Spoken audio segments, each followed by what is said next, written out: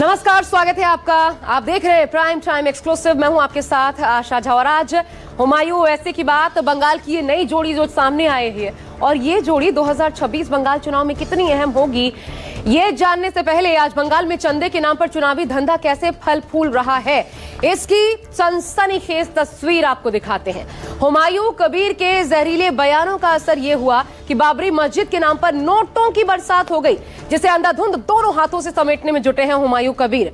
बाबरी मस्जिद निर्माण के नाम पर पैसों की ऐसी बरसात की नोट गिनवाने वाली मशीन लगानी पड़ गई।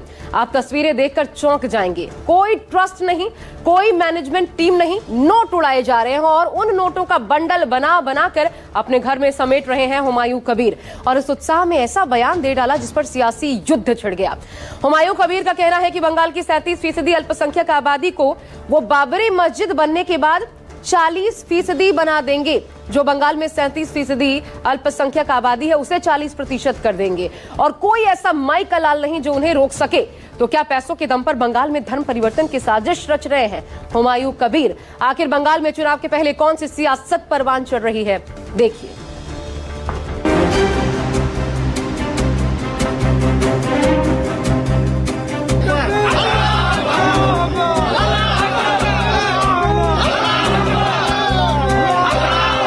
सारे मुसलमान इकट्ठा हो रहा है ये बाबरी मस्जिद को इश्यू लिए, तो मैं पीछे नहीं हटेंगे।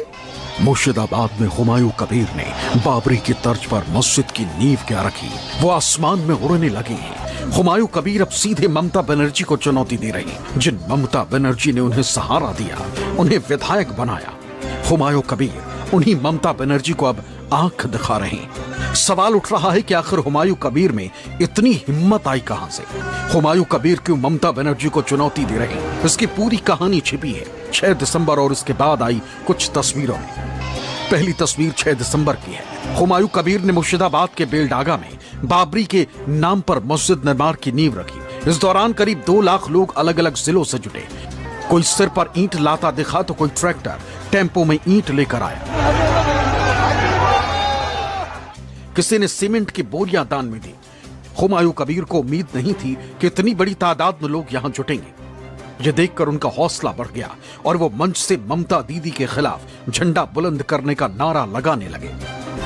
अब इस दूसरी तस्वीर को देखिए। जब मंच पर हुमायूं कबीर भाषण दे रहे थे तब उनके समर्थक मंच के नीचे पैसा इकट्ठा कर रहे थे। वीडियो में दिख रहा है कि बाकायदा दान पेटी रखी जिस पर QR स्कैनर भी लगाया हुआ है।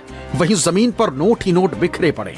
लोगों से बाबरी के नाम पर मस्जिद बनाने के लिए चंदा लिया जा रहा है। कोई 500 रुपए का चंदा दे रहा है तो कोई 100 रुपए और 50 रुपए के नोट चंदे में देता दिखाई दे रहा। यानी हुमायूं कबीर एक तरफ मंच से बाबरी के नाम पर अपनी राजनीति चमकाने में जुटे रहे तो दूसरी तरफ उनके समर्थक नोट जमा करने में लगे रहे।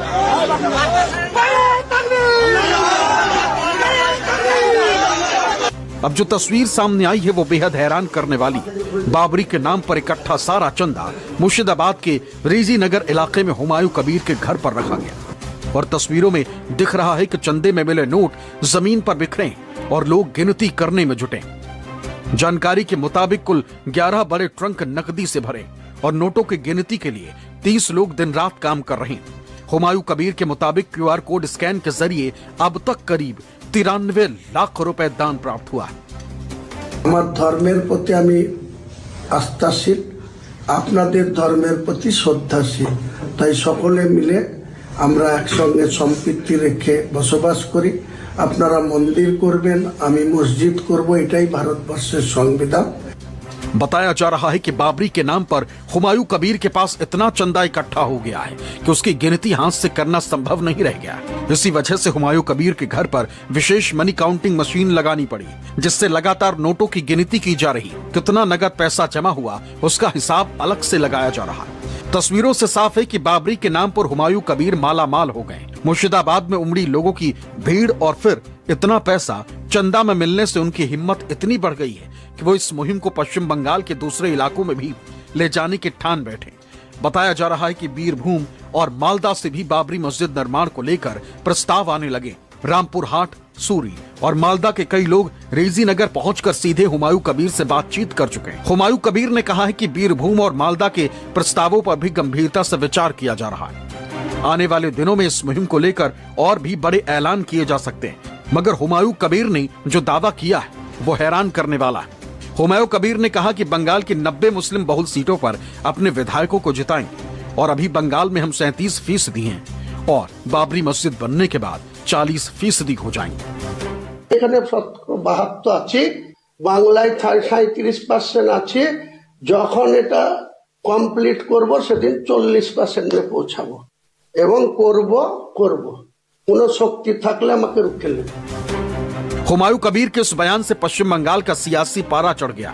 बीजेपी ने मोर्चा खोल दिया। बीजेपी ने इसे बेहद खतरनाक बताया। ये बाबर कौन था? ये भारतीय नहीं था, ये बलात्कारी था, लुटेरा था।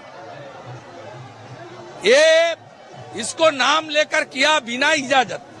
ममता की पुलिस प्रोटेक्शन दिया, खतरनाक कदम है। ये कोई शांति का वार्ता नहीं देता है। ममता बनर्जी विवाद को बंगाल की धरती पर हिंदू मुसलमान के रूप में बांटने के लिए ये बाबरी मस्जिद हिडन एजेंडा के रूप में हुमायूं कबीर के द्वारा इन्होंने लाया है। बीजेपी हालांकि हुमायूं कबीर पर एक्शन की मांग कर रही, लेकिन माना जा रहा है कि हुमायूं कबीर के इस फैसले से बीजेपी वोटों का ध्रुवीकरण कर सकती। पश्चिम बंगाल के मुर्शिदाबाद, मालदा और बीरभूम समेत जिन मुस्लिम बहुल सीटों पर हुमायूं कबीर चुनाव लड़ने की बात कर रहे हैं, वहां विधानसभा की 26 सीटें, और अगर हुमायूं कबीर ने खेला किया तो ममता बनर्जी की मुश्किलें बढ़ सकती हैं, क्योंकि वोटों के बंटवारे का फायदा बीजेपी उठा सकती है। अब सबकी नजरें हुमायूं कबीर के नई पार्टी बनाने के ऐलान पर टिकी। हालांकि ममता बनर्जी राजनीति की माहिर खिलाड़ी हैं। अब देखना होगा कि ममता के वोट बैंक पर हुमायूं कबीर सेंध लगा पाएंगे या उनका यह सियासी गुब्बारा फट जाएगा।